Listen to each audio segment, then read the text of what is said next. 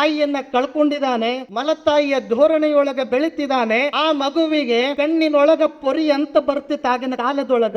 ಆ ಪೊರಿ ಬಂದಾಗ ಎಪಿ ಆಧ್ಯಾತ್ಮ ಪರಿಚಯ, ಆಧ್ಯಾತ್ಮ ಲೋಕದ ಕೈಗನ್ನಡಿ. ದಾನಮ್ಮ ದೇವಿಯ ಮಹಾಪುರಾಣ ಪ್ರಾರಂಭವಾಗುವಂತಹ ಸಮಯ ಬಹಳ ಹೆಮ್ಮೆ ಅನಿಸ್ತದೆ. ಎಷ್ಟು ಹೆಮ್ಮೆ ಅನಿಸ್ತದೆ ಅಂದರೆ, ಇದನ್ನು ಯಾರು ಬರೆದಿದ್ದಾರೆ ಗುಡ್ಡಾಪುರ ದಾನಮ್ಮ ಮಹಾಮಾತೆಯ ಪುರಾಣ ಅಂದರೆ ಡಾಕ್ಟರ್ ಪಂಡಿತ್ ಪುಟ್ಟರಾಜ್ ಕವಿ ಗವಾಯಿಗಳವರು.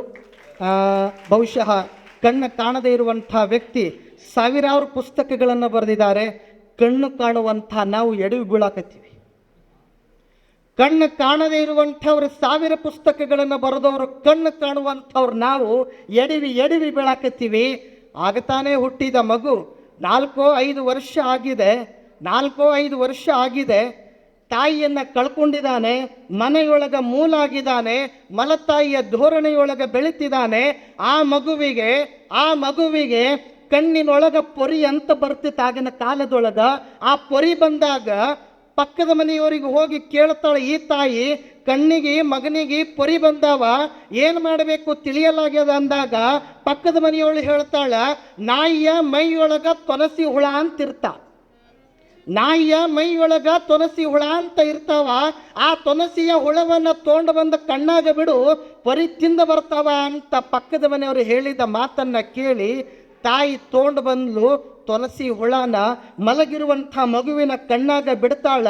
ಹಿಂಗೆ ಹೊರಗೆ ಹೋಗಿ ಒಳಗೆ ಬರೋದ್ರೊಳಗಾಗಿ ಕೇವಲ ಪೊರಿ ತಿಂದಿರಲಿಲ್ಲ, ಸಂಪೂರ್ಣವಾಗಿ ಕಣ್ಣು ತಿಂದು ಹೋಗ್ಬಿಟ್ಟು 2 ಕಣ್ಣನ್ನು ಕಳೆದುಕೊಂಡ ಬಾಲಕ ಮನೆಯೊಳಗೆ ಮೂಲಾಗಿ ಕೂತಾನ.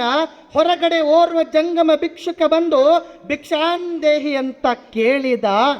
ಈ ಮಾತು ಆ ತಾಯಿ ಮಗನಿಗೆ ಅನ್ನುವ ಮಾತು ಈ ಜಂಗಮ ಕೇಳೋದೆ ತಡ. ಇವಳು ಮನೆಯಿಂದ ಹೊರಗೆ ಬಂದು ಅಕ್ಕಿಯನ್ನು ಜೋಳಿಗೆಗೆ ಹಾಕಬೇಕು ಅಂತಾಳ. ಹಾಕಿದ್ರ ಒಳಗಾಗಿ ಆ ಯೋಗಿ ಪುರುಷ ಅಂತಾನ, ನನಗ ಈ ಅಕ್ಕಿ ದವಸ ಧಾನ್ಯ ಬೇಡ, ನಿನ್ನ ಮನೆಯೊಳಗೆ ಯಾರೋ ಮೂಲಾಗ್ಯಾರ ಅನ್ನಕತ್ತಿದ್ದಲ್ಲ ಕಣ್ಣು ಕಾಣದೇ ಇರುವಂಥವನು, ಆತನಿಗೆ ನನ್ನ ಜೋಳಿಗೆಗೆ ಹಾಕು ಅಂದ್ಲು.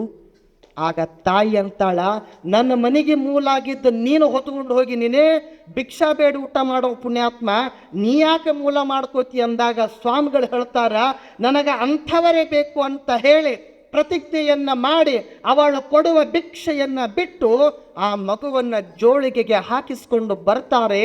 ದೊಡ್ಡ ಸಂಗೀತ ವಿದ್ವಾಂಸರನ್ನು ಕರೆಸಿ ಸಂಗೀತದ ವಿದ್ಯಾಭ್ಯಾಸವನ್ನು ಕಲಿಸ್ತಾರೆ. ಅಷ್ಟೇ ಅಲ್ಲ, ಮಧ್ಯಪ್ರದೇಶದಿಂದ, ಅಷ್ಟೇ ಅಲ್ಲ, ಮೈಸೂರಿನ ಗವಿಮಠದ ಆ ಮೈಸೂರಿನ ರಾಜವಂಶಸ್ಥರ ಆಳ್ವಿಕೆಯೊಳಗಿರುವಂಥ ದೊಡ್ಡ ದೊಡ್ಡ ಸಂಗೀತಗಾರರಿಂದ ಸಂಗೀತದ ವಿದ್ಯೆಯನ್ನು ಕಲಿಸ್ತಾರೆ. ಮುಂದೊಂದು ದಿವಸ ಪದ್ಮಶ್ರೀ ಪ್ರಶಸ್ತಿಯನ್ನು ಪಡ್ಕೊಳ್ತಾನೆ ಪುಣ್ಯಾತ್ಮ.